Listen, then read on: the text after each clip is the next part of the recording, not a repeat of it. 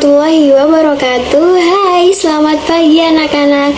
Senang sekali rasanya hari ini Ibu bisa belajar bersama dengan anak-anak kelas 3 dari SDN Sawojajar 4. Nah, bagi kalian yang belum tahu Ibu, perkenalkan ya. Nama Ibu Dewi Nafisa, kalian bisa panggil Bu Dewi. Oke anak-anak, Ibu harap kalian tetap semangat ya hari ini belajar bersama Ibu. Nah, hari ini kita akan belajar tema 2, subtema 1, pembelajaran yang kedua.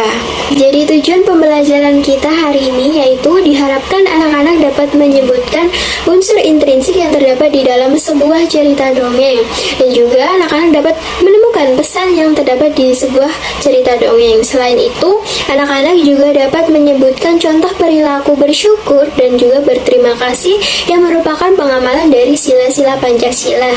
Oke, langsung saja kalau gitu yuk kita mulai pembelajaran hari ini bersama Ibu. Pertama-tama Ibu akan bertanya sama kalian nih, di sini siapa yang suka membaca dongeng? Atau siapa yang suka diceritakan dongeng oleh ayah dan bundanya ketika sebelum tidur? Ada nggak?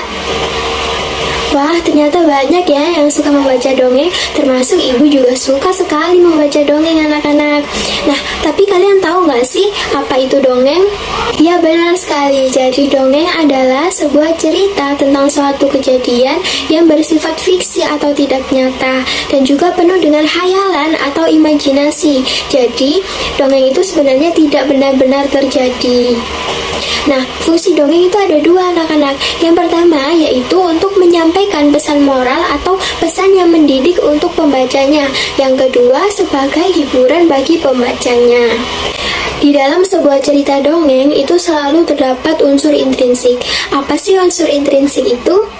Ya, unsur intrinsik adalah unsur-unsur yang terdapat di dalam sebuah cerita. Contohnya seperti tema, latar, alur, penokohan, dan lain-lain. Nah, agar kalian lebih paham tentang unsur-unsur intrinsik, Ibu akan menjelaskan satu persatu ya anak-anak. Yang pertama yaitu tema. Tema adalah ide utama yang mendasari sebuah cerita dongeng. Contoh tema dongeng yaitu seperti persahabatan, keluarga, terus petualangan, dan lain-lain. Lalu yang kedua yaitu latar.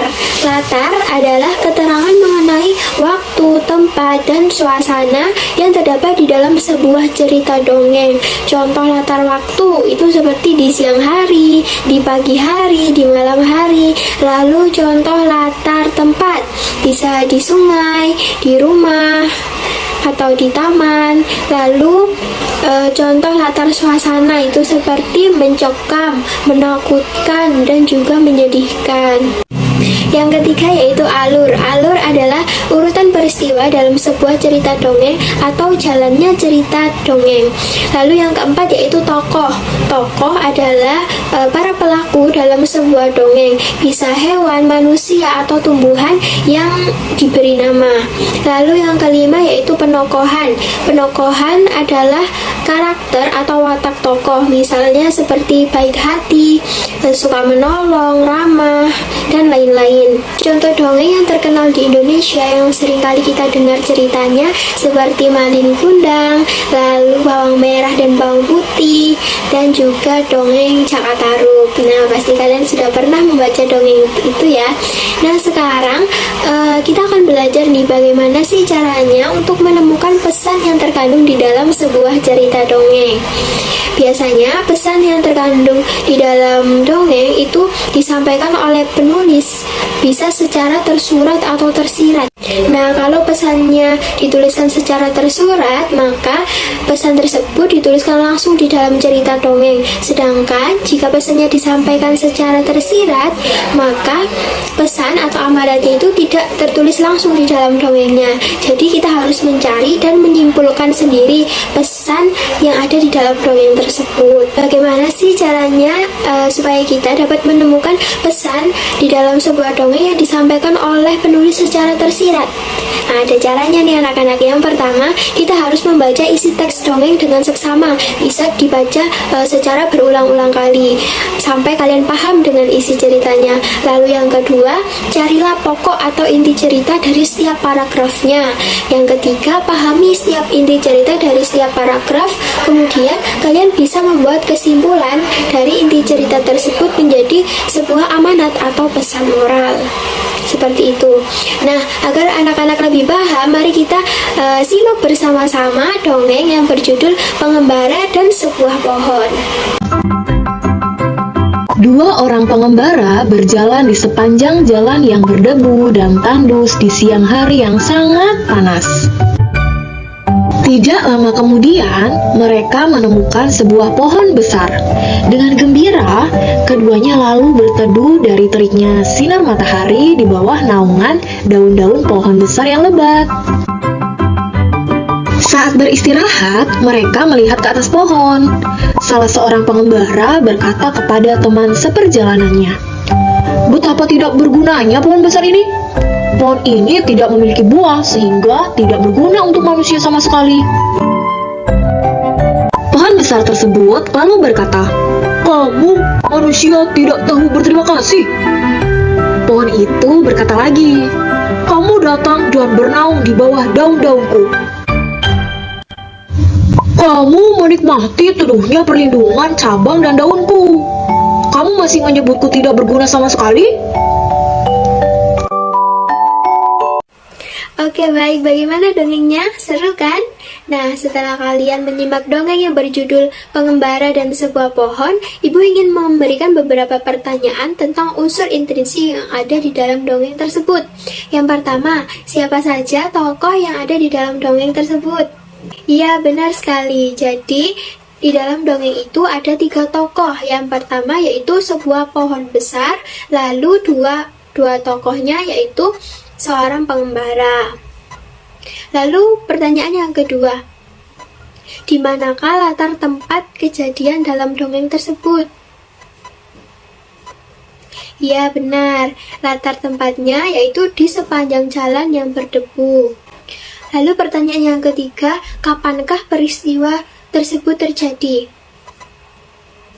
Ya, benar sekali. Jadi, latar waktu dari cerita dongeng itu terjadi di siang hari yang sangat panas. Wah, hebat sekali ya, anak-anak kelas 3 sudah bisa mencari unsur intrinsik yang ada di dalam sebuah cerita dongeng. Oke, selanjutnya Ibu mau bertanya nih, kira-kira pesan moral apa yang dapat kalian ambil dari cerita dongeng tersebut? Ya, benar sekali. Kita tidak boleh terlalu mudah untuk mengeluh. Kita harus selalu bersyukur dan berterima kasih atas apa yang telah diberikan kepada kita. Dari kisah dongeng Pengembara dan Sebuah Pohon yang telah kita pelajari hari ini, kita dapat mengambil pelajaran bahwa Tuhan itu menciptakan makhluk hidup dengan tujuan tertentu, anak-anak. Jadi setiap makhluk hidup itu pasti bermanfaat untuk makhluk hidup lainnya. Oleh karena itu, kita harus selalu bersyukur kepada Tuhan atas apa yang telah diberikan kepada kita. Nah, orang yang selalu bersyukur adalah orang yang rendah hati. Sedangkan orang yang tidak pernah bersyukur adalah orang yang sombong. Nah, jangan sampai kita semua menjadi orang yang sombong ya. Kita harus selalu bersyukur. Bersyukur merupakan salah satu perbuatan terpuji yang mencerminkan nilai sila pertama Pancasila yang berbunyi ketuhanan yang Maha Esa dan dilambangkan dengan lambang bintang. Nah, gimana sih caranya bersyukur? Yang pertama, kita dapat mengucapkan Alhamdulillah ketika mendapatkan sesuatu atau mendapatkan pertolongan. Lalu, selalu mengingat Allah dimanapun dan kapanpun. Yang ketiga, selalu berbuat baik kepada makhluk hidup yang lain, kepada tumbuhan, kepada hewan, dan kepada sesama manusia. Lalu, selalu tersenyum dan selalu menjaga kesehatan tubuh kita. Nah, itu merupakan beberapa cara kita dalam bersyukur. Selain bersyukur, kita juga harus selalu berterima kasih atas kebaikan yang telah diberikan orang lain kepada kita. Oke, anak-anak, perlu diingat bahwa berterima kasih kepada sesama manusia, kepada hewan, kepada tumbuhan merupakan salah satu perilaku terpuji yang mencerminkan sila kedua Pancasila yang berbunyi kemanusiaan yang adil dan beradab dan dilambangkan dengan lambang rantai. Oke, baik anak-anak, Ibu rasa pembelajaran kita sudah cukup ya untuk hari ini. Jangan lupa untuk membaca modul yang sudah Ibu siapkan, lalu mengerjakan soal pada lembar kegiatan dan juga soal evaluasi. Tetap semangat ya dalam belajar. Jangan lupa untuk menerapkan protokol kesehatan, selalu mencuci tangan, memakai masker, dan juga menjaga jarak. Nah, Ibu akhiri sampai di sini. Mohon maaf jika ada salah kata. Wassalamualaikum warahmatullahi wabarakatuh. Sampai bertemu di pembelajaran selanjutnya ya. Dadah!